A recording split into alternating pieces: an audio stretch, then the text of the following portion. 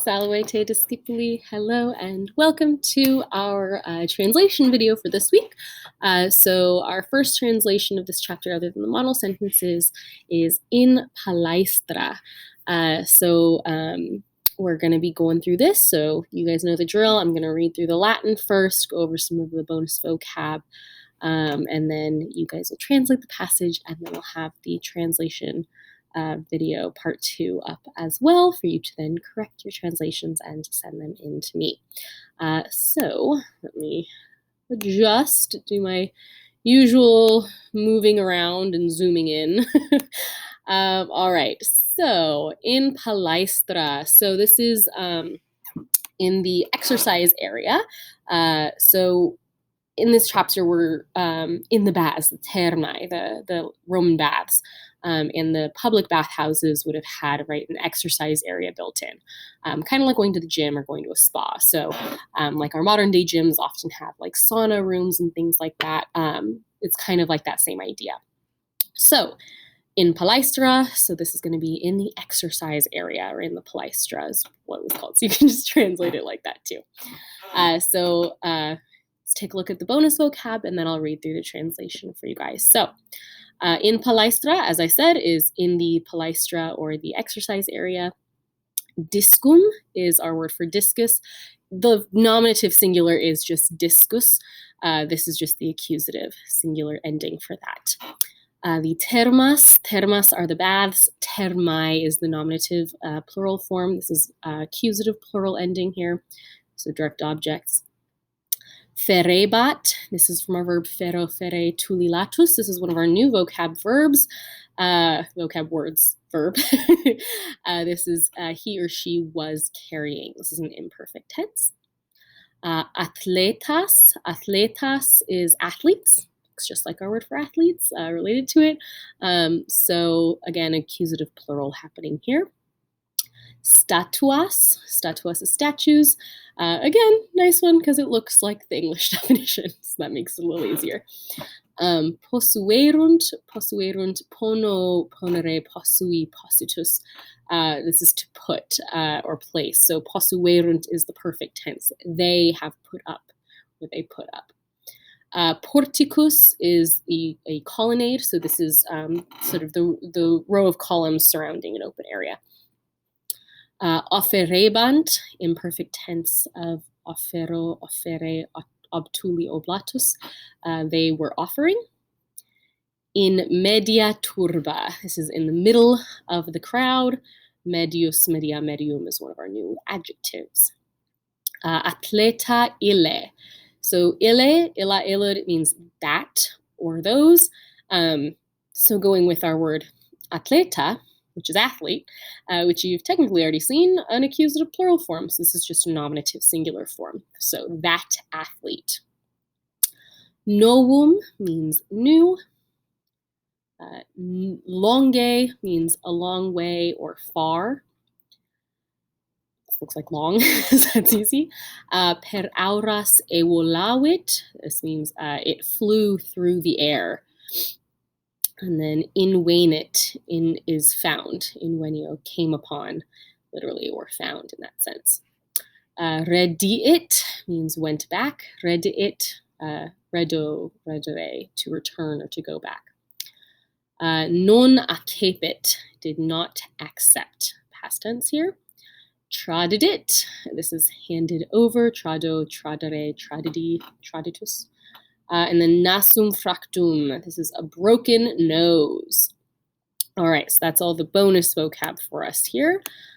So let's take a look at the story itself. So we have in palaestra.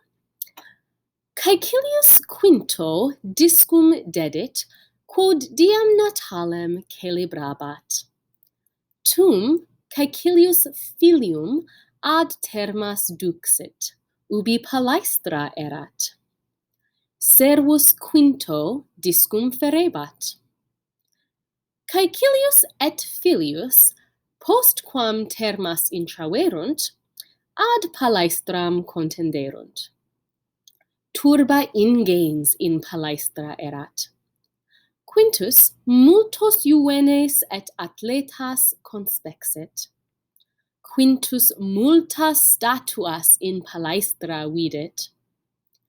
Pompeiani athletis notissimis statuas possuerunt, inquit Caecilius. In palaestra erat porticus ingens, spectatores in porticu stabant. Servi spectatoribus vinum offerebant. Quintus turbam prope porticum vidit. Athleta ingens in media turba stabat. Quis est athleta ille? Rogavit Quintus. Ille est Milo, athleta notissimus, respondit Caecilius. Caecilius et Quintus ad Milonem contenderunt. Quintus athletae discum novum ostendit. Milo, postquam discum inspexit, ad mediam palaestram processit. Athleta palaestram circumspectavit, et discum emisit. Discus longe per auras evolavit. Spectatores athletam laudaverunt. Servus Miloni discum quaesivit. Servus, postquam discum invenit, ad Milonem rediit. Servus athletae discum offerebat. Athleta tamen discum non accepit. Discus non est meus, inquit Milo. Servus quinto discum tradidit. Tum juvenis quoque discum emissit. Discus iterum per auras evolavit. Discus tamen statuam percussit. Eheu, clamavit Caecilius, statua nasum fractum habet. Quintus ridebat, Pompeiani ridebant, Milo tamen non ridebant. Cur tu non rides? Rogavit Juvenis. Milo erat iratissimus. Pestis, respondit athleta, mea est statua. Oops. All right, so a couple notes before you start translating. There's a couple words in here that I want to give to you guys, even though they're not glossed for you here. Where was it? So per auras. Oh no, they did give it through the air. Never mind, they did give that one to you. Notissimis, did they give that one to you guys? So notissimus, I think we've seen this in a previous passage. It means very famous or well known. And then I think those are kind of the big ones. Ingains, this means big or huge. And I think those are kind of the big ones that I saw. A lot of these glossed vocab words repeat themselves, so make sure you're paying attention to that, and they might have some different endings depending on what part of the story they're in. So keep that in mind. And then again, before translating this, you should have watched the grammar video on the dative case. So pay attention. There's a lot of dative nouns in this passage, so a lot of indirect objects. So look out for verbs of showing or offering or giving. Those are all going to indicate that there's probably a dative indirect object in the sentence. So again, kind of follow the pattern of identifying first your verb and find your subject, usually at the beginning of the sentence. See if there's a direct object with either an M, accusative singular ending, or AS, OS, or ES endings, and then see if there's what else is happening in the passage.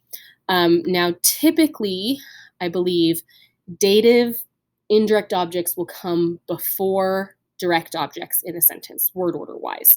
Now again, word order is flexible in Latin, so that might not always be the case, but it does happen quite a bit. So here, for example, servi spectatoribus vinum. So here, spectatoribus is your indirect object, vinum is your direct object. And then trying to see if I can find another one.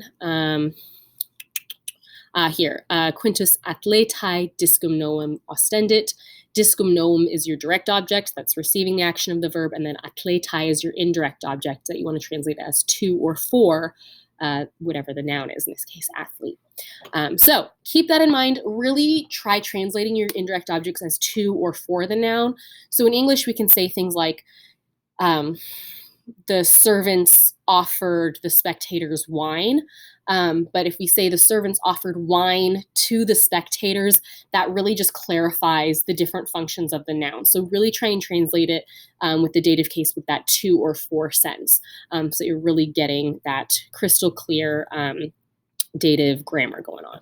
All right, so get to work on translating. Use your Explore the Story feature for looking up any words you need help with, or the online dictionary on Cambridge Elevate, whatever you need. If you're having a lot of trouble with this passage, please don't hesitate to reach out to me. I'm more than happy to kind of work through it with you if you need me to. So translate this passage and then check out part 2 for the actual translation so you can make any necessary corrections. I will see you in part 2. Wale te disciple.